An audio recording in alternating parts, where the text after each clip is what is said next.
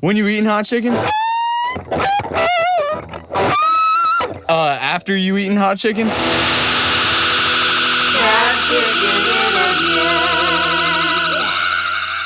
Hi there, and welcome to this segment of the Hot Chicken Interviews, a segment from Vinyl Press Podcast. On this show, your favorite Belmont artists talk about their stories and music over Nashville hot chicken, and we're going to see if they can take the heat. I'm your host, Lillian Drennon, and we are here with amazing Dean Marino. Okay, so for those who don't know him, meet Dean Marino, a songwriter, performer, and producer from Texas and a sophomore at Belmont. He has 7 albums out and more music on the way. He has influences such as Billy Joel, Bruno Mars, Carly Rae Jepson, which I'm so excited to talk about her later. He is a natural entertainer with incredible stage presence. We're so excited to have you on, Dean. Thank you. I mean, by all means, keep going, you know. That's all I wrote, so I'm sorry. Moving on. So you're from Texas. Yeah. Right? Shout out Sugarland. Mm-hmm. I have a song out called Sugarland. Just came out. Is it about like your life in Sugarland? Or It was about leaving Sugarland. It was the last song I wrote before I left for college freshman year. Okay. So it's a bit of an older one that's finally now seeing the light of day. How was like growing up in Texas with like music and stuff like that? It was great. The schools I went to, the high school especially I went to, had a really, really good choir program and orchestra program, and so getting involved with all of that was like super instrumental in my development as a musician. And you know, the community theater there was very good, and I dabbled in that, but I was never a great actor. It was never for me. I just liked being looked at, I think. Were you performing when you were in Texas? Like I was, on your yeah. own? I started really young. My dad is a musician. Oh, cool. Sort of as a hobby, and he would do these gigs. When I was about 10 years old, there was a pizza place called Yubi's Pizzeria. I remember to this day. Hey. Fantastic place. And my dad had almost a residency there. Like once every week or 2 or 3, he would play Friday nights there, and he'd let me play with him. I started on cajon before I played the piano. Hey. But eventually I graduated to piano, and I'd do the backup vocals, and it was a big party. And so that's really how it all started. But flashing forward to when I got really serious about performing, it was mostly like I would borrow spaces from the community theater and from the school, and, you know, just put on my shows that way and try and get attendance up as best I could. Before we continue, should we bring out our first round of chicken? Let's rip off the Band-Aid. Are we toasting? Are we gonna cha-ching? No, we should, yeah, I'm there. Cheers. Okay.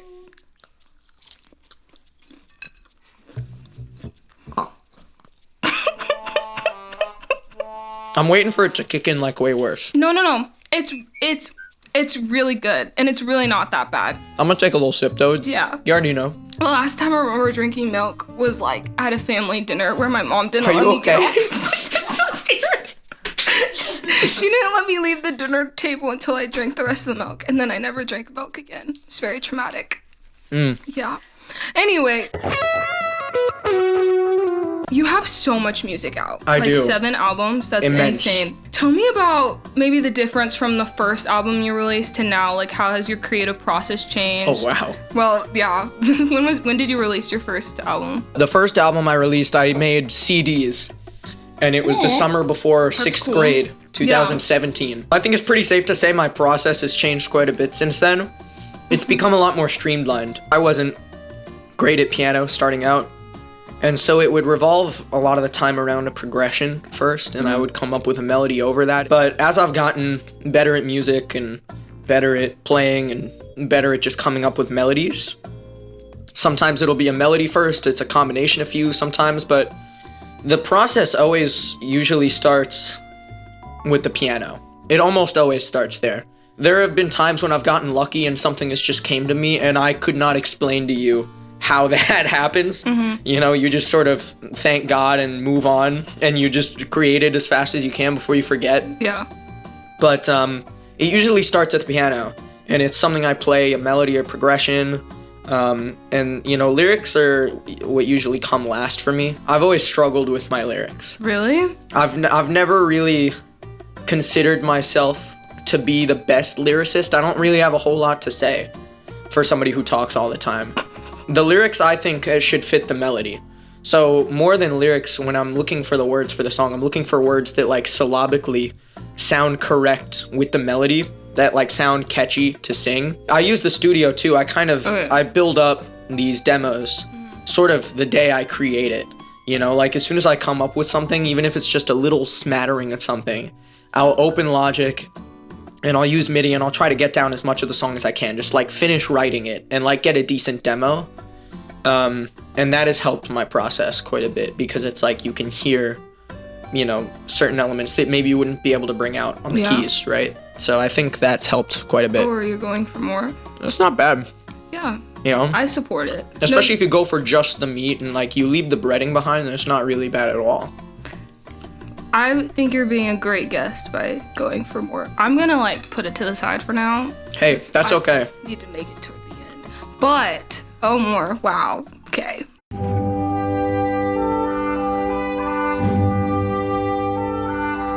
Can you talk about Pop Showcase? Because that was incredibly entertaining. And I just want to hear about like the process of arranging that whole set and everything. It was really meticulous. This has been something I've wanted to do ever since I knew it was an option. Ever since I got to Belmont my freshman year, it's been something that I've really wanted to do. It started in June because I knew I was going to apply. I had already done a couple of gigs with my drummer and my bass player, Brendan and Carter, who are two of my best friends. And they're like the anchors of the band almost, you know? And so I knew it was revolving around that group. And I knew I wanted to do some tunes from the last album, from Pickup Lines.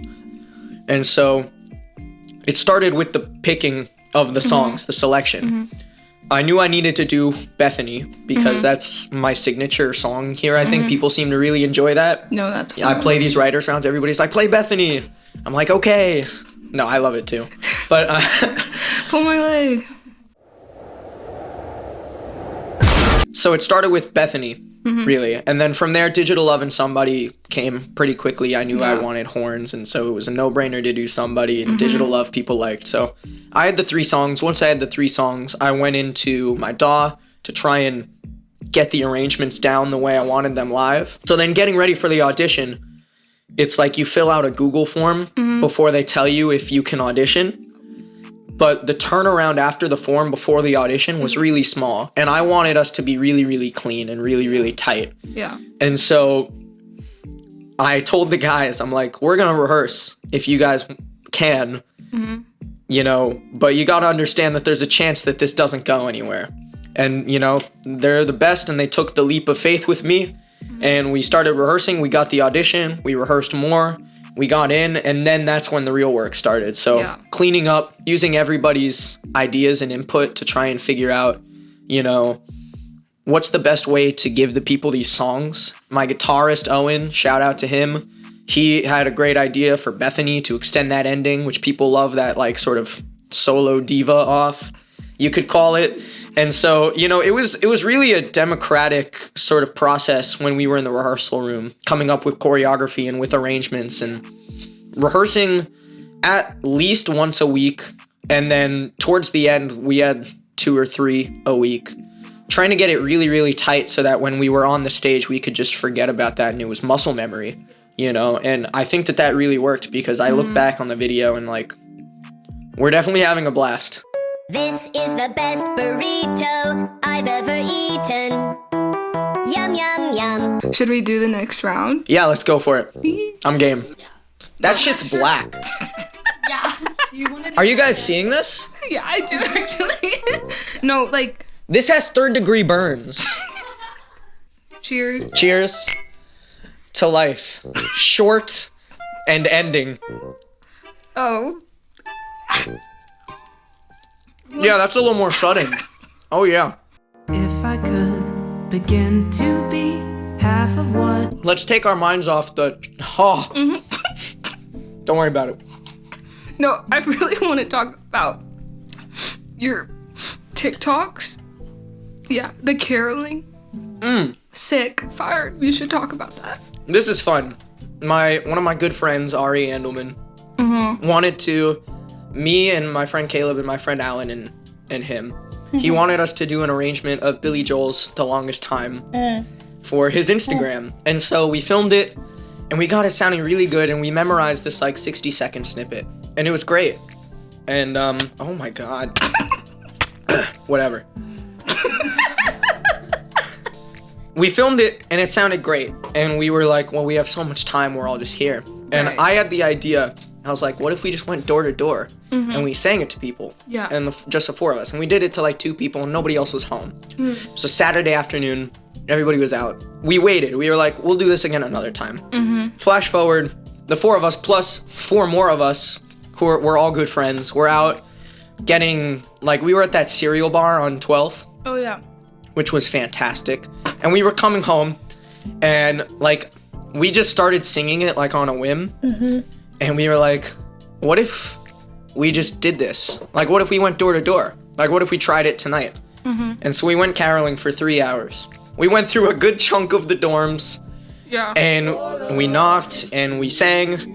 One person gave us tips. One person gave us like dimes and nickels, which was really Wait. unorthodox. I've not seen dimes and or nickels in a long time. I don't know. I think she just wanted to get rid of her coins, but I'll take it. It's still in my wallet. Money is money, yep. Yeah, so it was a lot of fun, and so I guess some people filmed us, and so we went viral on TikTok 3 separate times on 3 different accounts. Crazy. I was talking about your social media bio, Bring Back Male Yearning. Right. I've heard that a lot recently on Yeah. like TikTok and stuff like that. Is that where you got that from, or were you like but ahead of the trend? I don't know if it was ahead of the trend so much as like blissfully unaware of the trend. So I thought I came up with it, and then I saw it somewhere else. I was like, they're biting my swag, and then I learned that maybe I was biting their swag, and so somebody bit somebody's swag. Words are free. That bio came from when I was crafting the last album I made, Pickup Lines. Yeah. It was kind of a concept album about relationships and about communication, just about my experiences with love and romance in the 21st century, right? And so I felt like the Bring Back Male Yearning was a really compelling tagline for the album. It was sort of what I wanted to convey, because if you listen to the album, it is like Yeah. unabashedly yearning the entire time, just like, you know, in some really interesting ways. And I think also it's just a true fact of life. Look back on, you know, songs and movies and art from like 50 years ago, and like dudes aren't yearning the way they used to. Like, I want to be out in the rain with like a boombox on my shoulders, like on my knees, like Yeah. outside our window, like please, you know. Yeah, no, we need more of that.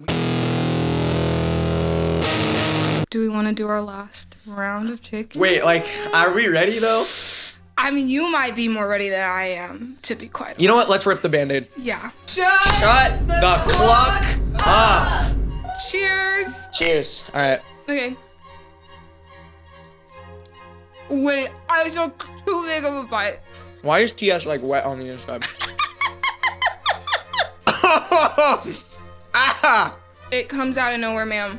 But low-key, guys, I'm good. Are you good? Nah, I'm not good. Guys, I'm good. I'm actually bad. Wait, really? I'm actually Wait. bad. This is crazy. This has never happened to me before. Ah! Oh my god, it hurts. It hurts so bad. Since you're doing so well, I have a fun question. We're gonna talk about Carly Rae Jepson. Yes. Just think, Yes. what's your favorite song by her?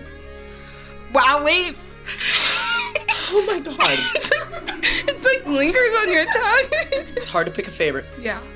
I think my favorite right now, Run Away With Me, is a classic. Oh my. Do you want to sing it? I think we need. It's actually starting to hit a little. Do you need more milk? Yeah. That's the baby. Oh, wow. Take me to the feeling. I'll be a sinner in secret. Okay. Oh, when the lights go out. We did it. What shows do you have coming up? Dean Marino and the Mob playing the Cobra March 29th. Do you want to like put in your like social medias and stuff? Make sure to follow at @RealDeanMarino_music, Instagram, TikTok. I don't have Hinge, but if you want me, just tell me. Oh. I'm easy. Shout out to everybody watching right now. Hot Chicken Interviews is a segment of the Vinyl Press Podcast, a new student org at Belmont. We support Belmont artists via podcasting. Students make the pods, and if you want to join us, send us an email at vinylpresspodcast@gmail.com. Also, don't miss an episode. Follow us on Instagram at vinylpresspod. So this was hosted by me. Produced by Avery and Lillian. Video editing and gut-wrenching cinematography by Quinn Gunderson. Sound design by Quinn and Luke. Set design by Lillian, well, me, again, and Avery. And you know what? Jenna Davis, she helped out too. So, special thanks to Dean Marino for surviving the set and eating these questions. Surviving, talk to me again tomorrow. We'll see if I survive. Yeah. And then to Sam Wallace, Jack Ridgenback, and Noah Cameron, right? I'm so sorry. They put something in that chicken ungodly. And then Something sinister lurks beyond the breading. to BTS producer Jenna Davis, and to our academic advisor, Professor Erin Duvall. Thank you so Duvall. much. Woo!